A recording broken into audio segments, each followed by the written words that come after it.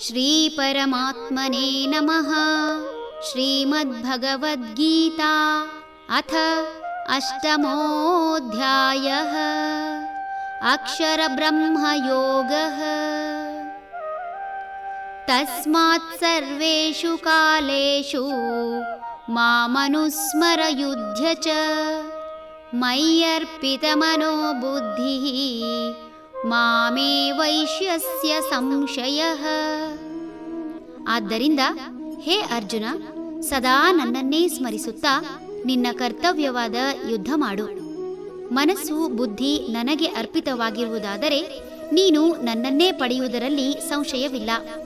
ಮನಸ್ಸು ಮತ್ತು ಬುದ್ಧಿ ಒಂದೆಡೆ ಮಾಡುವ ಕೆಲಸದ ಮೇಲೆ ಪೂರ್ಣ ಶ್ರದ್ಧೆ ಇಟ್ಟರೆ ಅಂತಹವರು ದೇಹರಹಿತತೆ ಅನುಭವಿಸಬಹುದು. ಸುಮ್ಮನೆ ಕುಳಿತಾಗ ಕಾಡುವ ನೋವು ಹಾಗೂ ಚಿಂತೆ ಕೆಲಸದಲ್ಲಿ ಮನಸ್ಸು ನಿರತರಾದಾಗ ಅನುಭವಿಸದು.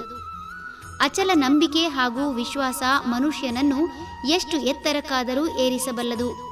ಗಂಗಾ ನದಿಯಲ್ಲಿ ಮಿಂದ ಕಾರಣಕ್ಕೆ ಪಾಪ ನಿವಾರಣೆಯಾಗದಿರಬಹುದು.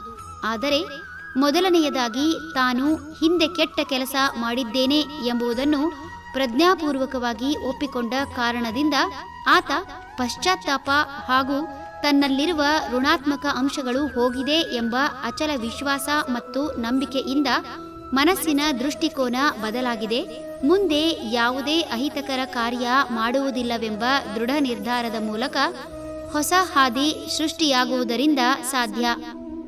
ಯಾವ ವಿಷಯದ ಬಗ್ಗೆ ಚಿಂತನೆ ಅಥವಾ ಚಿಂತೆ ನಡೆಸುತ್ತದೆ ಆ ವಿಷಯಗಳಿಗೆ ಸಂಬಂಧಿಸಿದ ವಿಷಯಗಳೇ ಮತ್ತೆ ಮತ್ತೆ ಸುಳಿದಾಡಿ ಮನಸ್ಸನ್ನು ಗೊಂದಲಗೊಳಿಸಬಹುದು ಅಥವಾ ಗಟ್ಟಿಗೊಳಿಸಬಹುದು.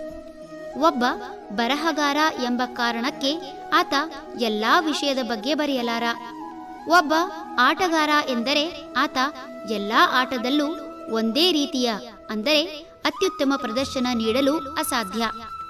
ಹೀಗೆ ಎಲ್ಲರೂ ಎಲ್ಲ ಕೆಲಸ ಮಾಡಲು ಅಸಾಧ್ಯ. ಆತನ ಆಸಕ್ತಿ ಯಾವ ವಿಷಯದಲ್ಲಿ ಇದೆ ಅದರಲ್ಲಿ ಆತ ಅತ್ಯುತ್ತಮ ಕೆಲಸ ಮಾಡಬಲ್ಲ.